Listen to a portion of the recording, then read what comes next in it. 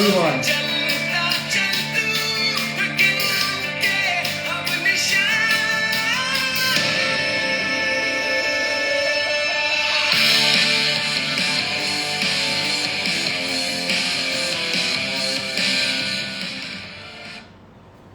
Hello everyone.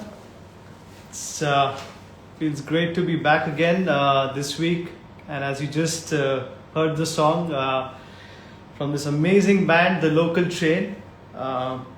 We have the drummer and this incredible performer, Sahil Sarin, with us today, and I'm very excited to kind of understand his story and know more about the independent music scene. And it's one of the bands which has been doing so well since the last around 4 or 5 years now, and their last two albums have been major hits. Especially they were on the top 5 most streamed rock albums on Apple Music in India. So, and I really love both the albums. So without any further ado, I'm gonna see if Sahil is here, and I'm gonna add him to the Zildjian Talk with Darshan Doshi season 2 and episode 3. Let's see if he's here.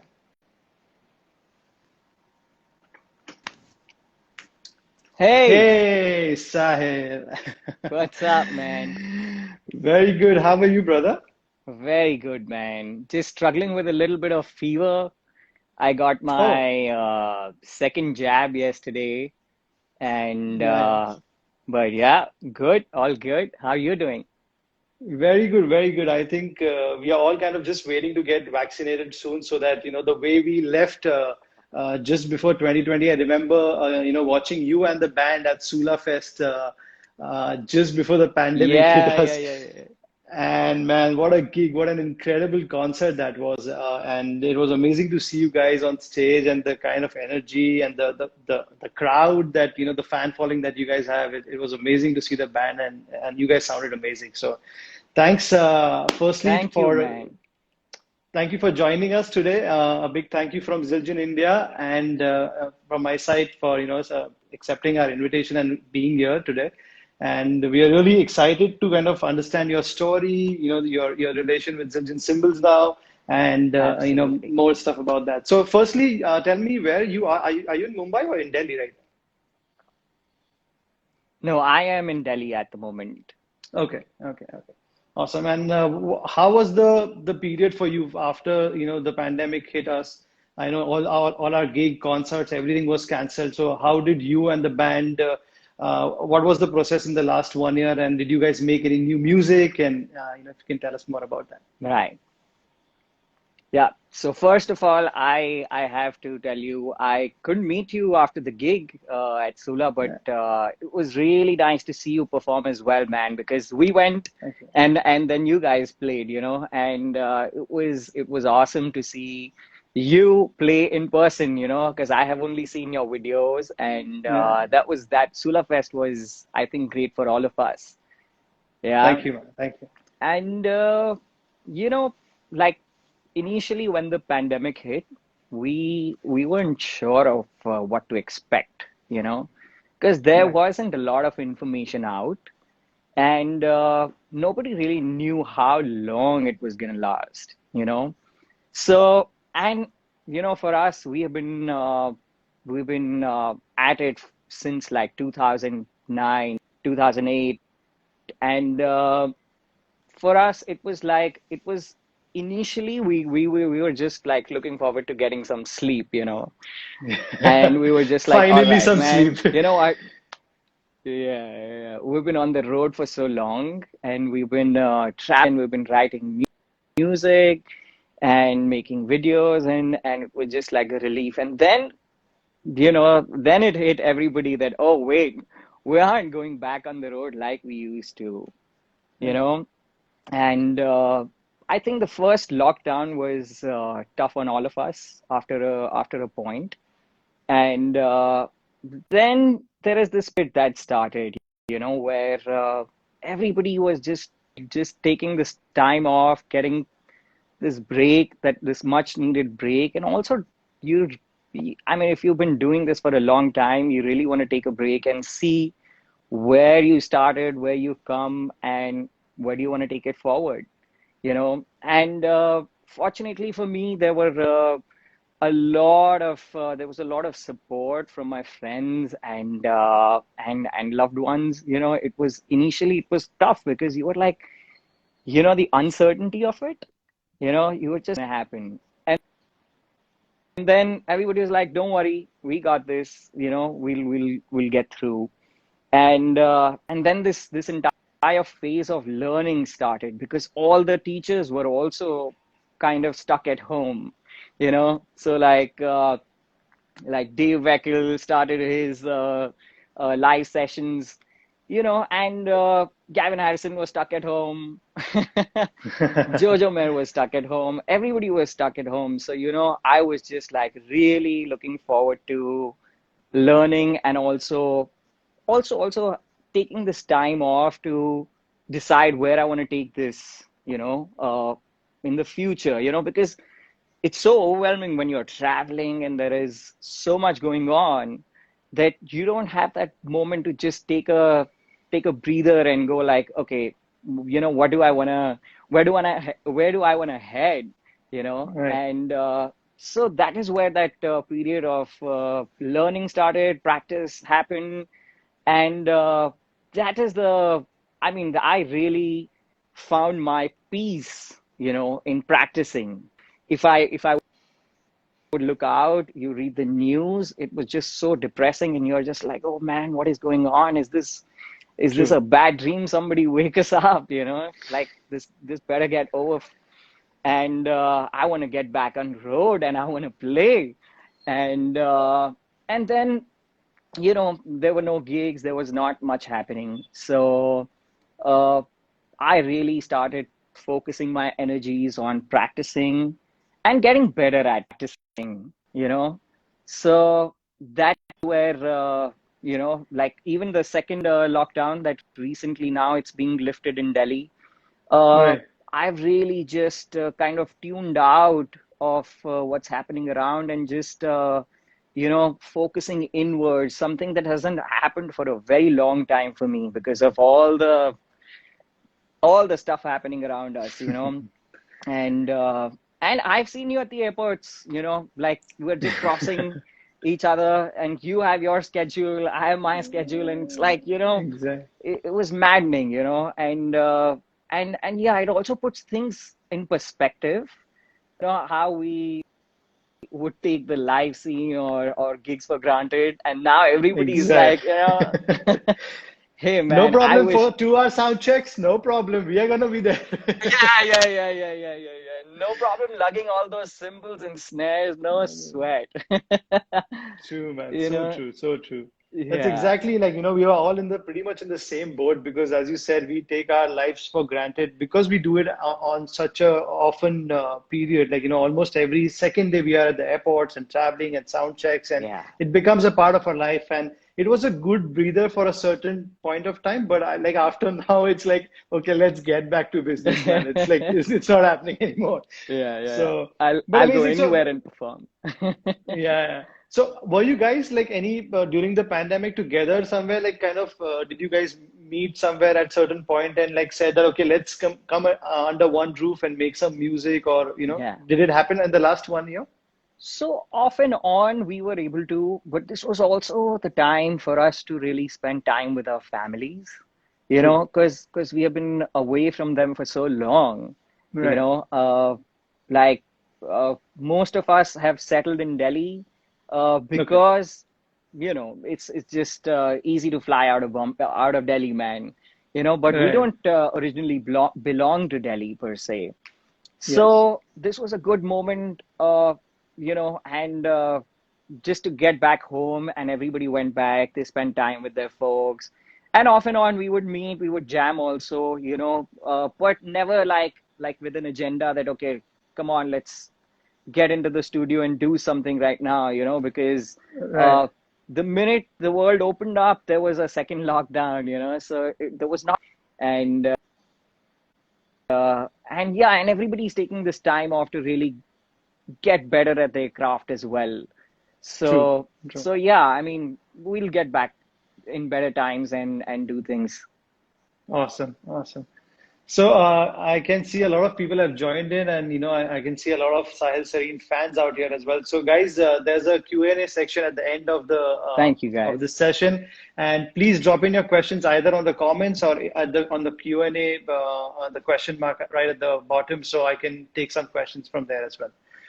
Okay, awesome. Let's get back, back in time. Like, when did you start playing drums? When did you start practicing drums? And if you can give us some idea about your mentors, your teachers back in the day, and your influences that got you to this instrument. Mm, absolutely.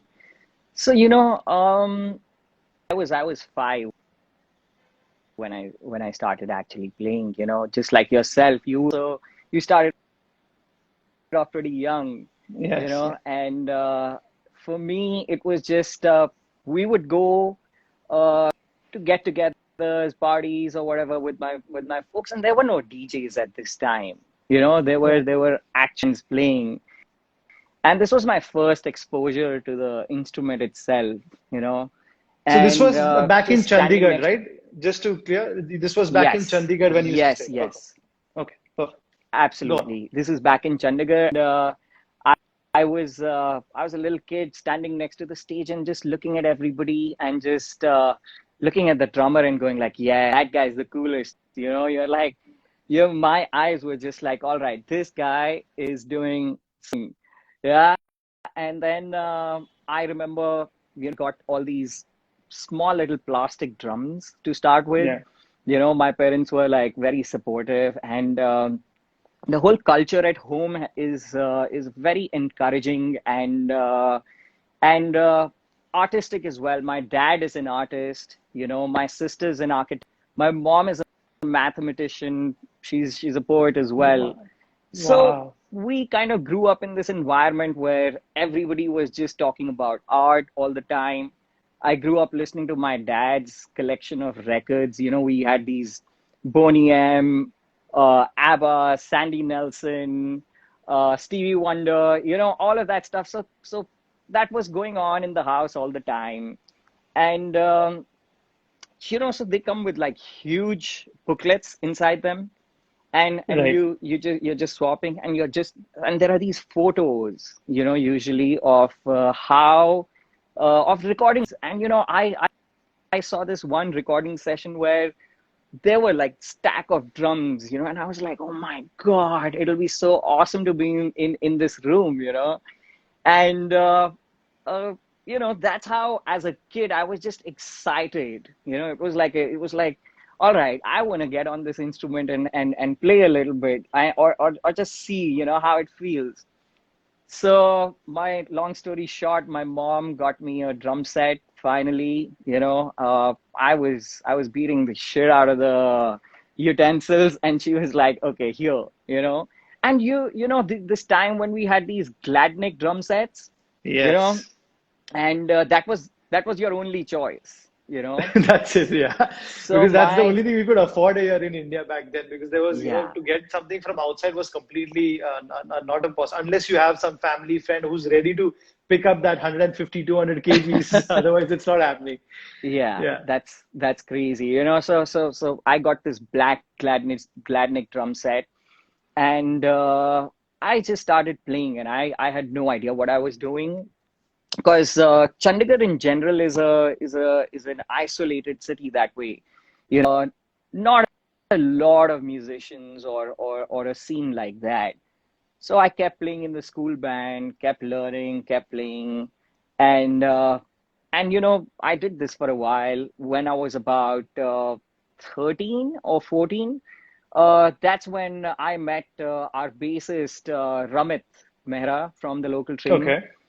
and he's my oldest friend actually. And he was I was playing in the school. My another friend Nikhil came. He's okay, guys, I have a college band going, why don't you come and play?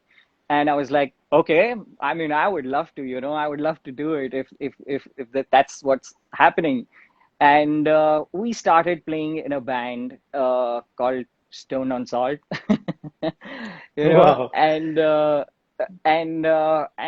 and that's how it just we went around playing at different competitions, got a little exposure, and I also got to know how much I suck, to be honest with you, because I didn't have a lot of knowledge, and this was no internet time, internet was Right. like came a lot later, and whatever connections we had were like just you can download one song in like 5 days, and that's all that's possible. So I are you still there with me? Yes. Hey, I yeah, think. your video Yeah. just Yeah. I think paused, but I can hear anyway, you. um, Yeah. yeah, awesome. So then, when so we played, we went around the country. There were competitions. We won a few competitions as well. Campus Rock Idols was happening, and this is when I got exposed to a lot of punk music, a lot of rock music, and a lot of metal as well. Nice. So we played all sorts of rock and metal, with a band called Cryogenics, and that was also a moment where I started kind of realizing that this is something that I really love and I want to get better at it, and so I started searching for teachers and somebody who could show me the way, who could show me the door. Okay, let's do this, and I found a teacher about 300 kilometers from my home. So I used to live in Chandigarh, and this teacher, who's a Berkeley alumni, Mr. Manoj Maveli, Oh wow. Okay. he had just come back from Berkeley. So I was like, okay, you know what? I have to go and learn from him, I have to no matter what, this guy has such amazing information to share. And I owe him such a great deal, man. I mean, if it weren't for him, probably I would not be playing drums for a career, He, I traveled with my mom, and he vouched for me. He said, "Yes, let this kid play. He has something in him. He is. I can see that this can go somewhere."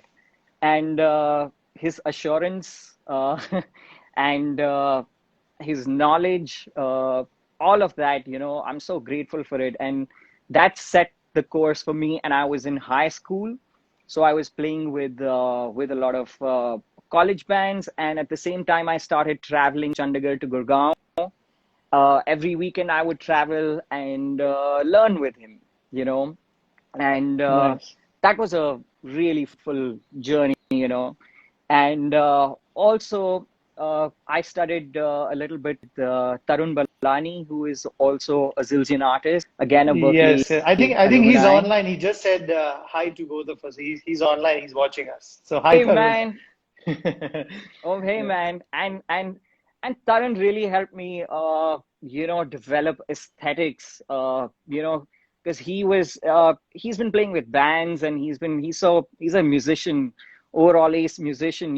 He came back, and I would travel again to his place, and he made me really sensitive to something that I hold so dear to myself now. Like it's a huge part of my playing. Dynamics for one. Exactly. And I and and then I started playing a lot of sessions as well.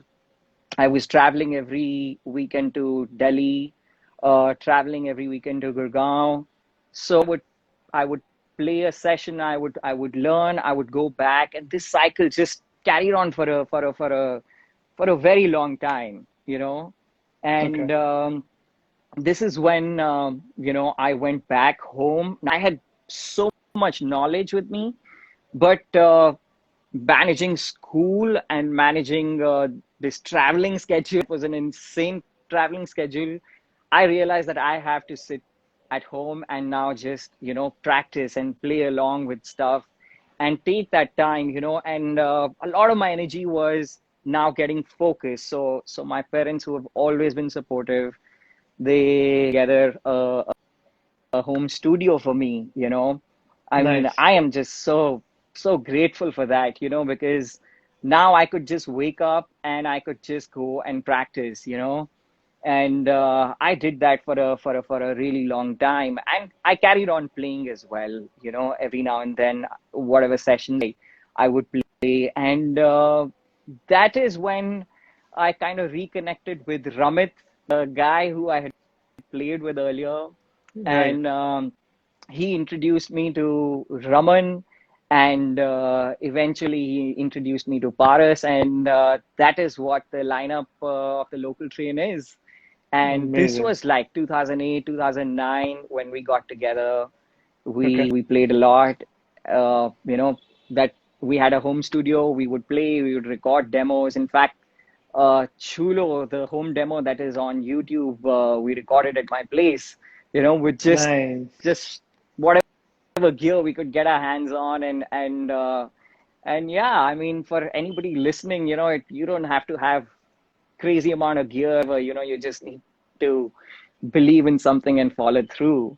you know So true. and and yeah, that's where the journey started with the local train. And we put out 2 albums, and we have tons of videos. For anyone who hasn't checked it out, go to YouTube. and and yeah, I mean, that's I also happen to play with an amazing composer, during this time when I went back to Chandigarh, and between the local train happened, this was I played with a jazz quartet that was put together by Nice. Nipun Chima, and Okay. again, such a huge change in dynamic, and I learned a lot more from there. Uh, just an overall development of aesthetics happens, when you play with different sort of musicians. You become sensitive to different sounds, different instruments. And combo number three, yes, that's right. And Cafe Turtle was one. And Nippon would always put bands together, and get us to play. He's insanely passionate, an ace composer himself. But Sahil Varsi, who is now studying in Berkeley, Aditya Balani, who is running GMI with Tarun, you know, Yes. uh, just he just Mythica, Adamya, all these people. We just got together and we would just play, and it was just for fun, man. Honestly, there was no agenda like we're gonna do this, we're gonna do that. It was just like, all right, let's just jam. We're musicians. Right. And Right. then the local train. I have been working with the local train. That's my band for more than a decade now. So Wow. yep, here we are. Amazing journey, man. And yeah, all the names that you're taking, I think, and especially as you said, when you play with a lot of different setups, also you learn so much, and just the overall dynamics of each band is so different. And, Yeah. coming to again, both the albums. So both the albums were recorded in Chandigarh, or then you guys kind of came to Delhi and then started recording stuff in Delhi going forward. Right. So around 2013 is when we actually came to Bombay. The entire band. Okay. We shifted to Bombay, and we were like, all right, you know what? We have a few scratches down. It's time that we, put this in like let's put out an album. And we recorded, in fact, at Mahalakshmi Studios, Ranjit Barod's studio. Oh That's yes, where and Nirvana. most of the songs were recorded. Yes, Wow, Nirvana. yeah, that was an We amazing recorded room, a man. lot of It's the stuff there. one of my favorite rooms in the city. Oh, yeah. Yeah, I really miss it now. Yeah. Huge, huge, huge room, really nice sounding. And that was first time for me a big studio like that, because that was a great experience. We recorded our first album, a couple of songs we recorded with Ashish Manchanda, Yes, and Ash. you know, and yeah, that was our first album, and then we got to work with Chris Hess from Hooperstank. You know, Yeah. he also worked on our first album. He mixed most of the songs, and that's where we recorded our first album. And we went on tour. We played a lot. We played throughout the country after our first album. We dropped videos from the first album as well. Aoge Tum Kabhi was released like 7 years back now, and we dropped more videos, and that's when we decided to write our second album, which was mostly a home production, and Okay. we did most of the work at home in Delhi, and Cool. yeah, I mean, then again that same cycle started where we went back on tour and we played a lot, and then the pandemic hit all of us, and we're like, shit, yeah, True. Okay. Let's, as we are here on Zildjian India, let's now talk about your setup, especially when you play live and also in the studio, and just your overall relation with Zildjian cymbals since these years. yeah, sure. I am actually very passionate about my sound. I mean, I will go to all lengths to make it happen, no matter what it is. Yeah. For some of people who are here, they know that I was with a different brand earlier, and Yes. I made a switch to Zildjian cymbals in 2018, and you know, I I just like, this is 2018.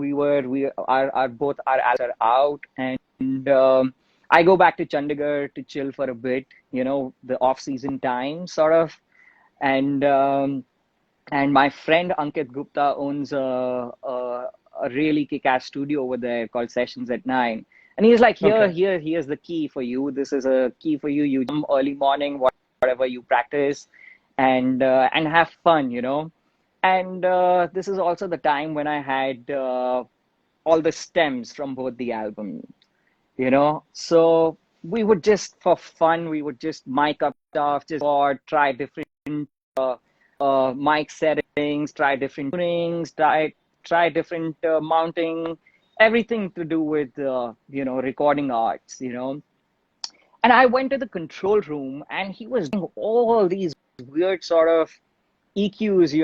on the DAW, and I'm like, what's going on? Why are you EQing it so much? And he's like, I don't like the sound of what's happening on the overheads, And Okay. he had these brilliant microphones. He had these Neumanns, and everything on the signal chain was. And he's like, can you just please switch these cymbals for a take, and just give me a pass?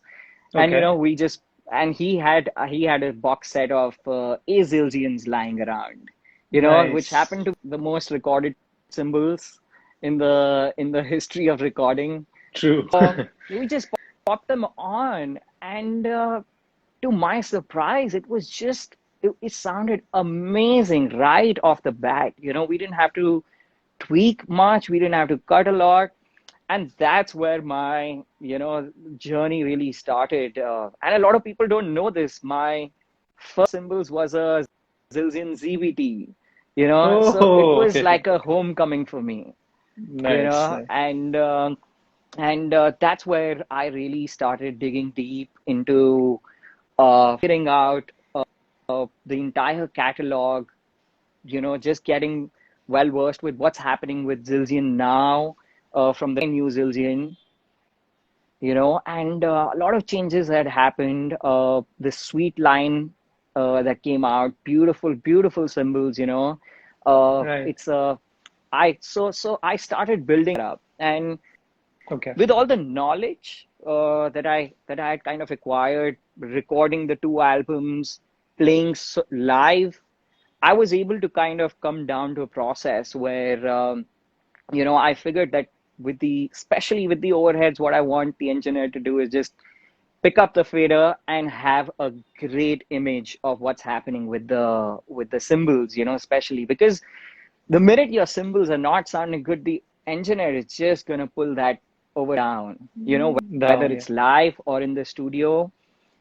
So I kind of broke it down into a process where I understood what do I want from the catalog. And the first thing that came to my head was like, I want to understand the context. And fortunately for me, the local train, that's my context, with what's happening. I Right. had all the stems with me, so minus the drums, uh, it had a really nice foundation for me to figure out what canvas I had to play with. And then I figured out what different series have different sort of pitch. Like, A customs are way higher than the Ks, you know? Exactly. So and this is how I figured out I figured out the volume. I understood the relation between weight. And my ultimate goal was that the minute the engineer picks up the fader, he should not have to do a lot, before he's True. like, all right, we're good to go. Because a lot of times, in live settings, especially, you don't have so much time, you know. You just have to quickly get done with it, and you want it to be sounding really nice, because you've traveled for 48 hours, True. and you want people to hear all your symbols and stuff, So then I would also think about texture, so like for me, my setup uh took me about like 6 months. I pretty much sampled all the sounds that are there on Zildjian website. Nice. I put it onto my Roland kit, and I would just play it, and I would see how it feels with playing with the band.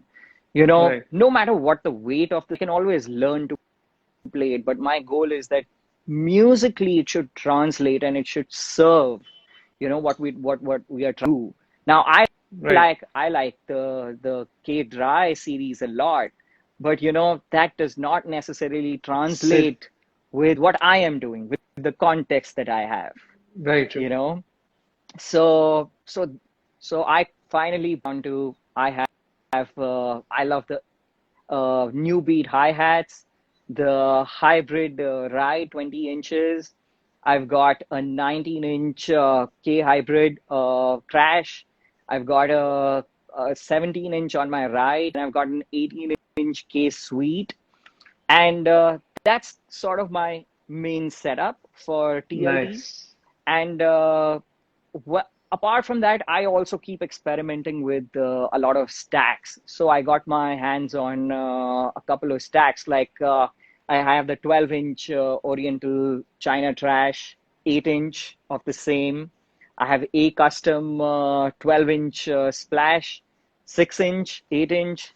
So now with all of this, I can actually just, have like different stacks that I keep experimenting with. And favorite is, and this is like a stack that I'm kind of working on right now, which is Okay. a 12-inch Oriental Trash with a 8-inch Trash Former and one 12-inch A Custom. That kind of gives a very nice tight shaker kind of sound, if you press it down, Right. because the trash former is a wavy cymbal. So you just press it down and just lock it, and it just sounds amazing. I will definitely put out some videos maybe end of the month or Nice. later. But I am kind of very excited about this stack situation that I have right now.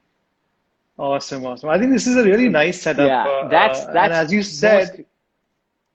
as you said, like it's so important to do justice to the music you play. A lot of people keep asking me, Absolutely. why not this brand? Why not this brand? And I always keep saying that it's not about a brand. It's about the sound that I'm looking for.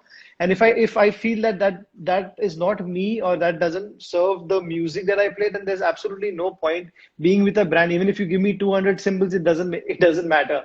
The point is that when I go on stage and when I Absolutely. play that first hit, it should be bang on. It should be with the sync of the sound and the music that I'm playing. And exactly as you said, your setup kind of shows now with the local chain and stuff, that how it's going to kind of get in, and kind of obviously you got to experiment as well with stacks. And there are so many amazing things with the Zildjian catalog that now it's on offering, whether the dry, the K suites, the EFX, Absolutely. and so many new stuff coming on. Also, do check out the low volume stuff. I've been doing some stuff with stacking low Oh, volume yes. with the cymbal, so it kind of sounds pretty funky as well. So yeah, check it out. Oh, yes, definitely. Yeah, I'm looking forward to it. In fact, when the were just coming out, my friend Dheer at that time, he was the representative, who's also an ace drummer, yes, he really just gave me the symbols, and he just introduced me to, hey, check out this sound. This is what is coming out. This is what is happening. And the low volume series is something that's really great for practice. In fact, if you look at yes. Steve Smith practicing in his apartment, it's a great tool to have, because it feels like a cymbal. And I had the chance to, like, play one, and makes no volume really. It's quite nice. I am looking forward to it. Yeah, and plus your neighbors will be really very happy that you have some low volume cymbals, and they might give you some really good food later going forward. So Yep, yep. Oh, oh. it's always good to have that. So I hope yeah. so, man. So, bro, coming to just because we have a limited time and there's so many questions about songwriting, especially with TLT. Sure. If you can talk about that, about how do you guys go about the songwriting process, and obviously you coming up with the drum parts and stuff like that. So, if you can just give us a brief on that as well. Absolutely. So, there is no like a single process when it comes to songwriting. You know, it would what has happened over the years for us is some, like, let's say there is a cool guitar riff. That is something that, okay, so somebody keeps playing it over and over. Guitarist would play, like the like he would play on his acoustic guitar. He has a beautiful touch on the acoustic, and he kept playing this part that is now a part of Aftab, uh, trigger, like a creative process where, I would hear it and I would go like, all right, if I had to play with this, what would I do? How would I complement this feel, and how do you take it forward? So I have this bunch of percussion stuff. Apart from drums, I'm really passionate about percussions as well. A Nice. shaker sound here, blocks, all these things. And especially with I love to play with a lot of specialty sticks, a lot of mallets, a lot of hot rods, roots, brushes. I don't play brushes in the traditional sense of how people use it, but I just love the texture of brushes. So I would just start listening to that, and I would just start thinking, all right, you know what? Let me just put that on loop, and I will just start playing with maybe brushes, maybe with mallets, and maybe record a take of what I think sounds really nice, and Okay. then we would all get into the jam room. Let's say we have like a seed, so to speak. We would take that seed to the jam room, and just keep playing over it, and somebody would say, hey, can you try this? Can you try that?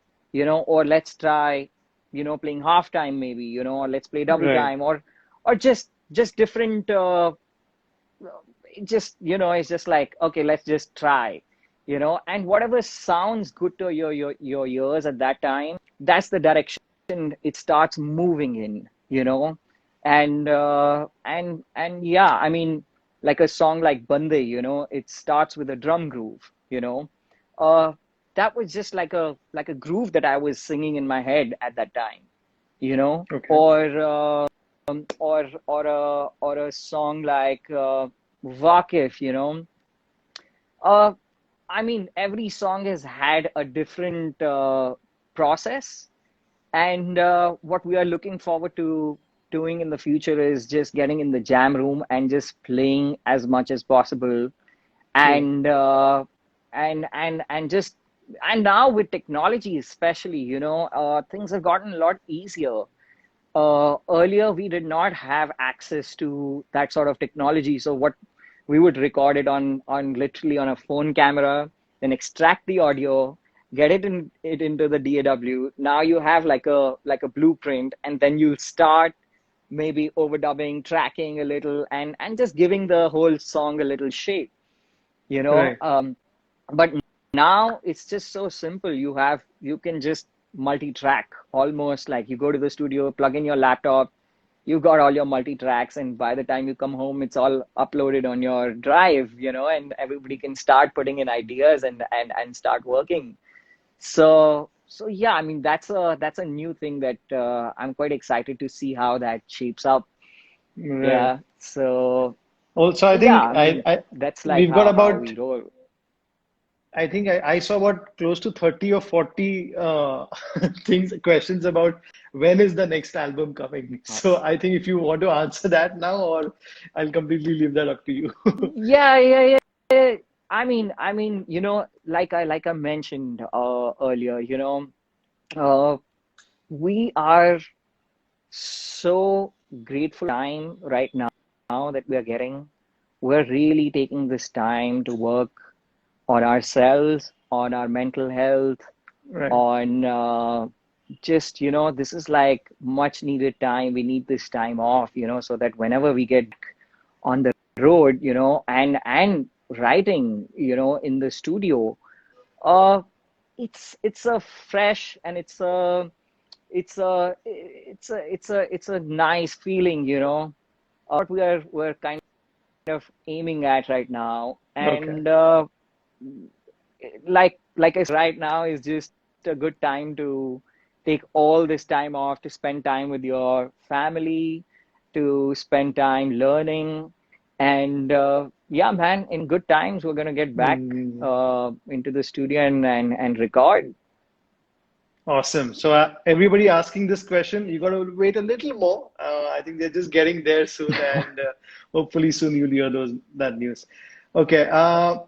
Before we go into the Q&A, just a quick tip about recording, mixing drums for people who have limited setup, especially right now because of the pandemic. Everybody's in a closed space, and everybody doesn't have the best of the gear, the best of the sound cards, and stuff like that. So, if you can recommend anything with a very basic setup for upcoming drummers. Absolutely. Absolutely. And I think this is a great habit. I would encourage everybody to record uh, yourselves, you know, whenever you're practicing, you know, like just make snapshot recordings of yourself, and maybe record something today and check it out after 3 weeks and see how where you've reached. Uh, a good up, and this is something honestly that has been something that has intrigued me for a while now, and I'll share an experience with you, and probably to whosoever asked that question. You know, you remember Steve Smith was in India, and for his vitalization tour, you know, Yes. a while back, and I would just, so he played like 3 or 4 different cities, and I flew pretty much to all the cities, and I would just get in there during the sound check and stand behind his kit. And the most amazing thing, and that was like a life-changing moment for me, where I noticed that has an amazing, amazing, amazing dynamics. You know, like his sound is so pleasing to the ears. The minute you don't need to stuff your head with tons of cotton True. or earplugs. You know, it's just It just sounds amazing. You can stand right next to the kit and it's just happening. And it's true across, whether he's playing with his jazz project or whether he's playing with Journey, he has got this Right. amazing dynamic happening, and to break down that, I spent some time recording with all these mics, and I would just keep switching off all the mics one by one.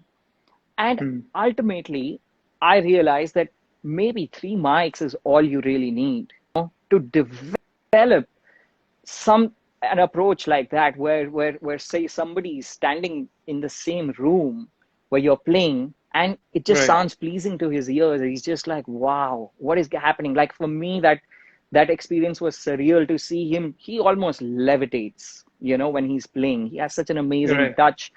And so coming to your question, something as simple as a 4-channel sound card. It doesn't have Right. to have great pre's. It doesn't have to have great A to D conversion. Scarlett, I mean, it's not too much. Honestly, it's something that you can save up and get. Get yourself a 4-channel Scarlett maybe, or Motu, or one of these low end sound cards, and Right.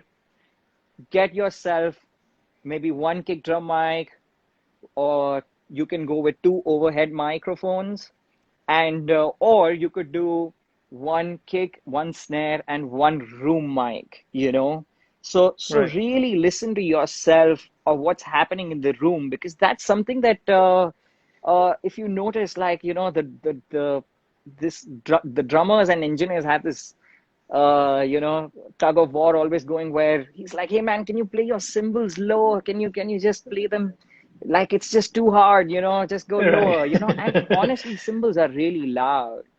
Right. You don't need to really hit them, so in fact, even with the way I play cymbals, I am just, wax on wax off kind of approach, where just barely touching them and the sound just opens up, and Nice. so that's the kind of approach, and that's the kind of recording setup. If I had to do it all over again, and I did not have like a 32 channel mixer, I would just go like, all right, you know what? Let's just put two stereo mics in the room, or let's just put one kick, one snare, and one room mic. And I just want to hear how I sound, because that is the true representation of what you actually sound like in the room, True. uh, and of course, then the better mics you get, the better it keeps getting, and there's no end to that. But this Exactly. is our Exactly. foot in the door. Nice. Nice. I think that's a very good answer to, just to get start off with just basic stuff, and just listen to yourself. And yes, dynamics is, it's all about dynamics. If you, yes, drums is a loud instrument, Yeah. but there is also something as touch. And if you can touch that instrument in that particular way, and the best part about it is that, we all have our separate touch, touch, and like the way we play drums, and that's why we all sound Yeah. so differently. We can give both of us eat the same symbol, might play it differently, and I might play it different. So that's the best thing about music and about this instrument, that we all have our own sounds. We just have to record ourselves and, work on it and get that sound outside. Awesome. Uh, Absolutely. Absolutely.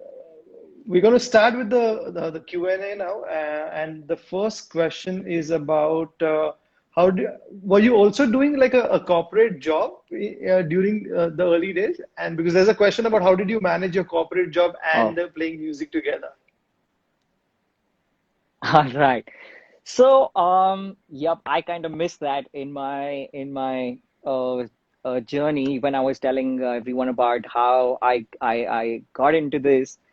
I was about 14 or 15 when I kind of made the decision that I am going to follow through and I'm going to become a professional musician. And Okay. honestly, I did not know what it entails at that time, but I never went down that route. I went to college, I got a degree, but I never got a job, and I never pursued that way of life. And I carried on practicing. I carried on playing with different artists, traveling and learning. So I never really had to make that decision of switching between this career. And it was never honestly an option where I would go like, you know what, I have to have an option B. I was like, okay, you know what, I am all in, no matter what it takes. I love this. I'm passionate about it. I'll figure it out, you know. So, and of Right. course, I have to thank everybody who has been a part of my journey so far, my band, my parents, my sister, my teachers, all the gurus, all the people who have inspired me, my friend Dheer, everybody's been like, they've been encouraging, they've been like, you can do it, and they've always been there. So Nice. there were tough moments. There always are, like these ups and downs. But I never had to make that decision. It was pretty clear that, all right, you know what, we're all in. Let's do this. Nice, nice, nice. So that was from Chandan. I hope that answered your question. There's another one from Shadi which says, where do you practice? And if you can share your basic practice routine and any recommendation on Sure. getting a room soundproofed. Oh man, those are a lot of questions rolled into Yeah, one. I know. One, Um, yeah.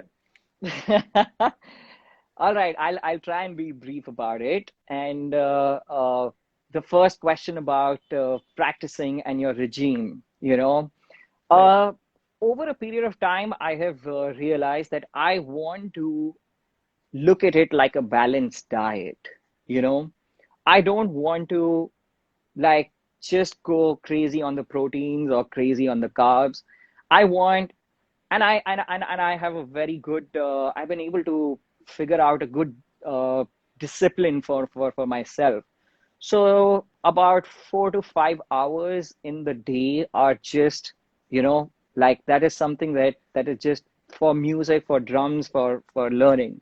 And I would recommend anybody who's trying to understand what to practice and how to practice to get Benny Grebb's book, Effective Practicing for Musicians, and I got my hands on it. And honestly, like, I wish I had it like a while back. years back. But for what I'm doing right now, I wake up, I do my dynamic warm-ups. These are not static warm-ups. Please check it out online. You'll understand what dynamic workout warm-ups are. I do that for about half an hour, and then I have a kit parked in a studio where I would just go, and I have a timer now. Thank you, Benny. Thank you so much. That really helps. I know now for first hour I will do a certain. For second, I'm working on my independence, I'm working on my coordination. And when I'm quite warmed up and I feel like, all right, I'm feeling open, I would just press a record button and I would play there are so many play along tracks you can get, or whatever music that you love, just play along with it and record yourself. And then Right. there are good days, there are bad days. You're like, oh, that felt good. And some days are like, oh man, that was not so nice. But then you just make a note of it in your journal or whatever, and then you just uh why that's not happening. And that's what I do. And for practicing, I would say that practicing drums is definitely a challenge for anybody. I mean, I live in a different city. I have a home studio back in Chandigarh, but Right. I had to figure out that entire equation here in Delhi and figure out how I would practice every day and also Right. jam with my band and do this entire thing. But you know what? If you really want to do it, you will figure it out, like I did as well, So I True. have a chunk blocked out, and like a friend of mine, Shadab, he has a studio called Blue Raga, and uh, he's very kind enough. He said, okay, you know what? You're coming here every day. You don't have to set your kit. We're gonna park your kit on one side, and you Right. practice. So that's how it works. So find a studio close by. Fix your jam hours or your practice hours, and really stick to it, like for me, it is, I have my calendar sorted for probably next 3 weeks.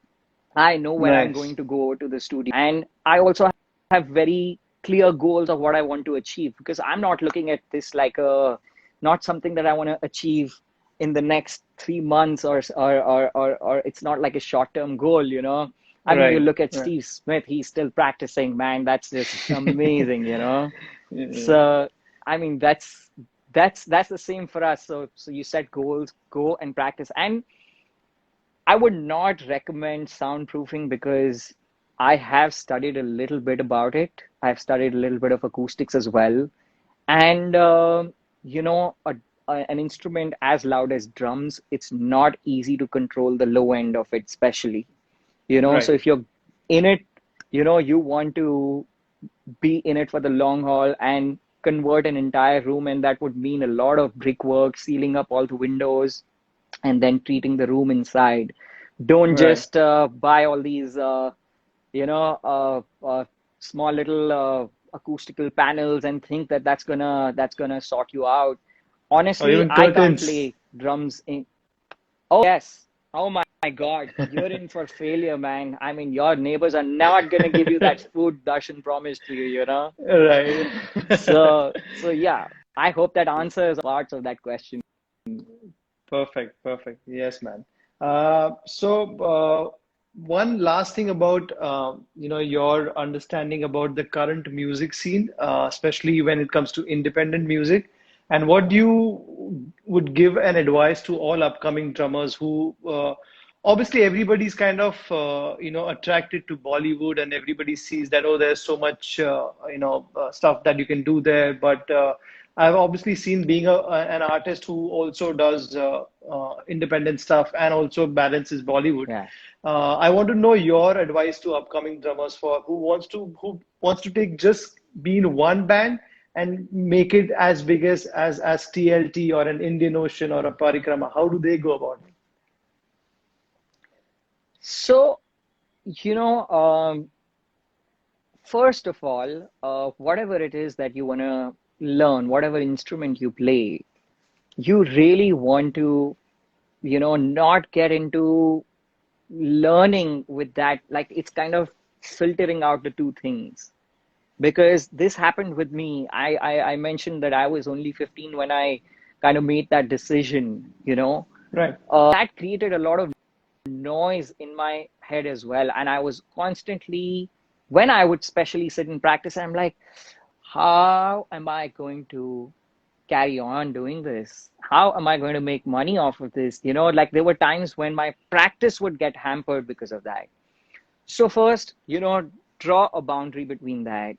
First, get your reasons right that you want to really learn this instrument because you love it. If you don't love it and it does not give you peace, the practicing and getting better, then probably don't do it. Probably become an athlete or do something else, whatever you wanna do. But when it comes to, so keep learning and just keep absorbing what's happening. And now, honestly, the world has changed so much, Darshan, in the last couple of True. like last 5 years. I have seen so much shift in in how trends are, how things are happening in the industry. It's no True. longer a a record label business per se. It's like you can really write great music, record it on your Scarlett, record it on one mic, produce it at your place, and put it out on YouTube. And if it's a good song or whatever, like there's so many ways how it can get to people, really. So, Right. and I can definitely recommend everybody to get uh don't think of it as only one thing. Like if you're playing guitars, don't think that you just have to become a guitarist. Like have a holistic approach to this. Have a you will have to at some point understand a little about engineering. You will have to understand a little bit about you know, the business aspect of it, putting yourself out there, how you're going to do it, but they have nothing, and I mean it, they have nothing to do with music, like the more I have done this, the more clarity I have that, even today, I'm happy just playing and practicing in the studio, you know, and that's what gives me peace. And if I can make any sort of money out of it, then you're successful, honestly. And there are True. so many different ways now you can do this. You can put yourself out there on YouTube. There's Instagram. There's so many opportunities, man. I mean, when it comes to business, that's a different masterclass on. That probably my We need one manager. hour for that. That Absolutely, yeah. And the best person to do that probably would be our manager, Himanshu Chaudhary from Spectral Management, because he is like he knows, what's Right. happening in the business side of things. And I usually I trust him. I let him take that side of things. So I would just sit and put my head where I should be putting it.